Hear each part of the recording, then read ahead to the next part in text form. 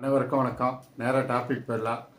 இப்போ நம்ம Penney stock அப்படிங்கிறத வாங்குறது மூலமாக நம்ம சீக்கிரம் செல்வந்தர் ஆகிடலாம், மிகப்பெரிய கோடீஸ்வரர் ஆகிடலாம் அப்படிங்கிற மாதிரி விளம்பரங்கள்லாம் வந்துட்டு இருக்குது. அதே சமயத்தில் டெய்லி நம்ம ட்ரேட் பண்ணி அதன் மூலம் சம்பாதிக்கலாம், அல்லது ஒரு வாரம் வச்சுருந்து நம்ம சம்பாதிக்கலாம் அப்படிங்கிற மாதிரி விளம்பரங்கள் வருகிறது. நம்ம யூடியூப்லேயே நிறைய பேர் இதனுடைய விளம்பரங்களை கொடுத்து கொண்டு இருக்கிறார்கள் அப்படிங்கிறது உங்களுக்கு தெரியும். இந்த பென்னி ஸ்டாக்கை வாங்கலாமா வேண்டாமா அப்படிங்கிறது தான் இப்போ நம்ம ஒரு விவாதத்தை எடுத்துக்குவோம். என்னுடைய 25 வருஷ அனுபவத்தை சொல்கிறேன். நம்ம பென்னி ஸ்டாக்கை வாங்கி நம்ம கண்டிப்பாக ஜெயிக்க முடியாது அப்படிங்கிறது தான் என்னுடைய கருத்து. ஏன்னா நிறைய பென்னி ஸ்டாக்களை நான் வாங்கி கடைசியில் அந்த பென்னி ஸ்டாக்கு ஜீரோவுக்காக போய்விட்டது.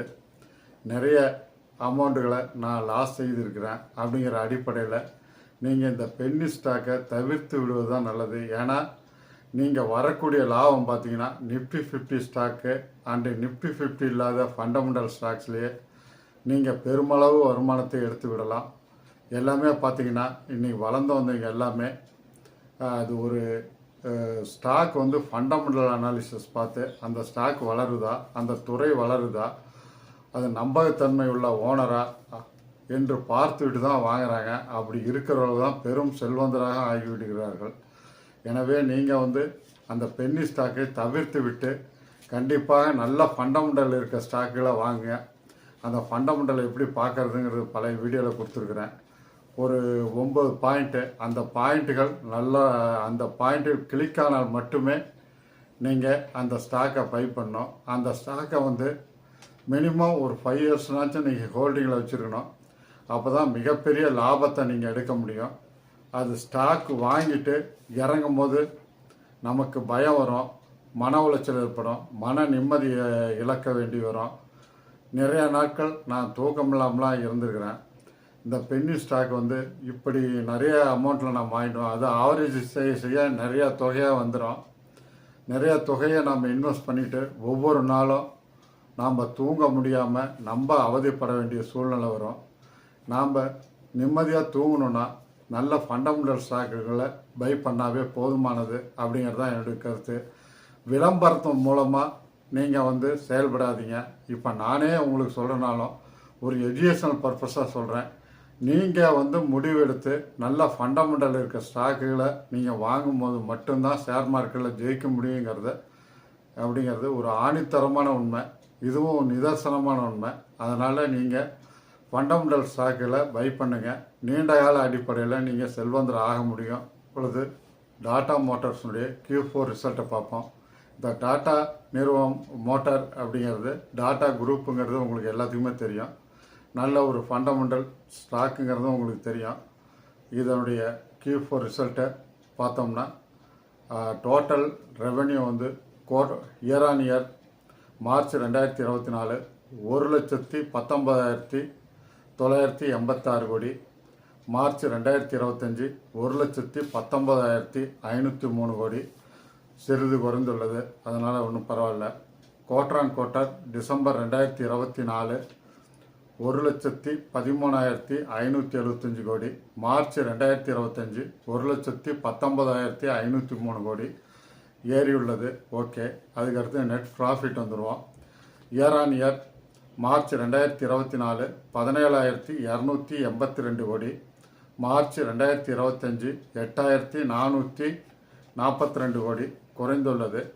குவார்டர் ஆன் குவார்ட்டர் பார்த்தீங்கன்னா டிசம்பர் 2024 பார்த்தீங்கன்னா 5,616 கோடி, மார்ச் 2025 பார்த்தீங்கன்னா 8,442 கோடி ஏறி உள்ளது.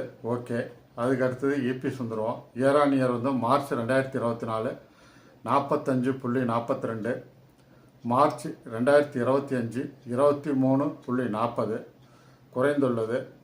அதுக்கடுத்து quarter on quarter December 2024 14.81, December 2025 23.40 ஓரளவு ஏறியுள்ளது. இது ஓரளவு ஒரு 75% குட் ரிசல்ட்னே சொல்லலாம். ஏற்கனவே பார்த்தீங்கன்னா ஒரு வருஷம் 2 வருஷம் முன்னாடிலாம் பார்த்தீங்கன்னா இது மைனஸ்லேயே போயிட்டு இருந்தது.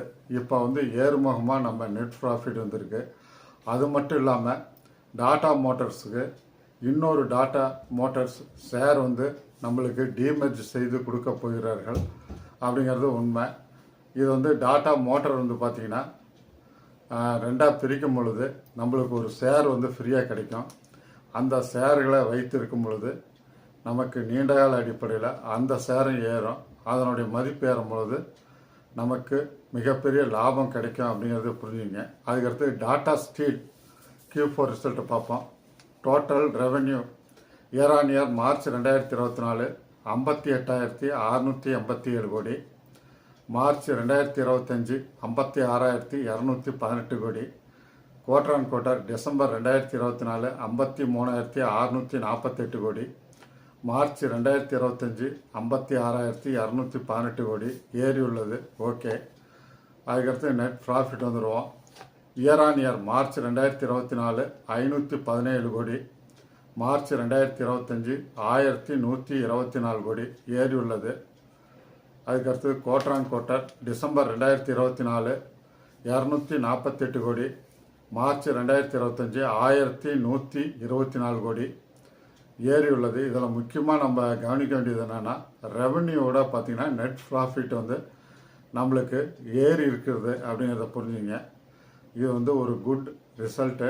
அதே சமயத்தில் நம்மளுக்கு ஒரு சிக்னல் வந்து பாசிட்டிவ் சிக்னல் அப்படிங்கிறத புரிஞ்சுங்க. அதுக்கடுத்து இபிஎஸ் வந்துடும். Year on year March 2024 0.49, March 2025 1.04 ஏறி உள்ளது. ஓகே. அதுக்கடுத்தது quarter on quarter December 2024 0.26, March 2025 1.04. இதில் பார்த்தீங்கன்னா நெட் ப்ராஃபிட்டும் இருக்குது, இபிஎஸும் இருக்குது. அதனால் நம்ம வந்து இது ஒரு குட் ரிசல்ட்னு வச்சுக்கோம். இதுக்கு வந்து ஃபைனல் டிவிடெண்ட் வந்து ₹3.60 அறிவிச்சிருக்காங்க. இதனுடைய ரெக்கார்ட் டேட் வந்து 6/6/2025. இது ஒரு நல்ல ரிசல்ட்னே வச்சுக்கலாம். அதே சமயத்தில் டாடா மோட்டாரும் டிவிடெண்ட் வந்து அறிவிச்சிருக்காங்க. டிவிடெண்ட் வந்து ₹6. இதனுடைய ரெக்கார்ட் டேட்டு நான் அறிவிக்கும் போது சொல்கிறேன். இது ரெண்டு நிறுவனங்களுக்கும் நிஃப்டி 50லேயே இருக்குது. இது வந்து நல்ல ஃபண்டமெண்டல் ஸ்டாக்கு அப்படிங்கிறத புரிஞ்சுங்க. அதே சமயத்தில் டாடா மோட்டார் டாடா ஸ்டீலை வாங்கி வச்சுருக்கும் போது இது வந்து நீண்டகால அடிப்படையில் நம்மளுக்கு அறிமுகமான கம்பெனி. அதே மாதிரி ஓனரும் நம்ம அறிமுகமானவர். அப்படிங்கும்போது நம்ம நிம்மதியாக தூங்கலாம் அப்படிங்கிறது தெரிஞ்சுங்க. அதே மாதிரி வருஷம் வருஷம் இது நல்ல டிவிடெண்ட்டும் கொடுத்து கொண்டு இருக்கிறார்கள். அதனால் நீங்கள் வந்து இது ஒரு எஜுகேஷனல் பர்பஸ் தான். அதனால் கன்சல்ட் பண்ணுங்கள்.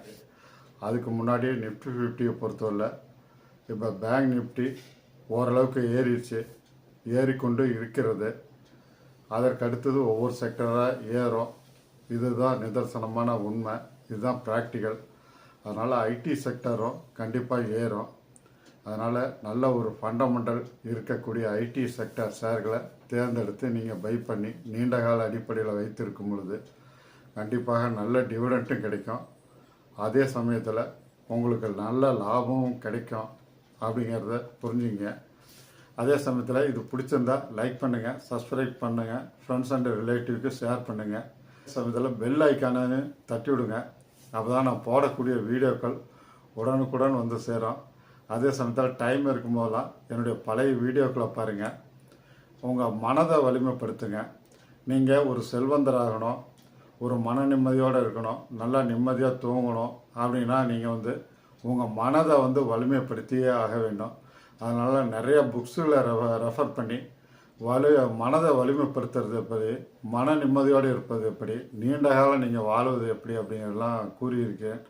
அதனால் அதை ஃபஸ்ட்டு பேசிக்காக பாருங்கள். அதுக்கு அடுத்தது இது வந்து செல்வந்தராகக்கூடிய வழிமுறைகளையும் நிறையா சொல்லியிருக்கேன். பார்த்து நீங்கள் பலனடைய வேண்டுங்கிறது தான் இந்த சேனலுடைய நோக்கம். அதே சமயத்தில் அடுத்த காணொலியில் இன்னும் சுவாரஸ்யமான விஷயங்களுடன் உங்களை சந்திக்கிறேன். நன்றி, வணக்கம்.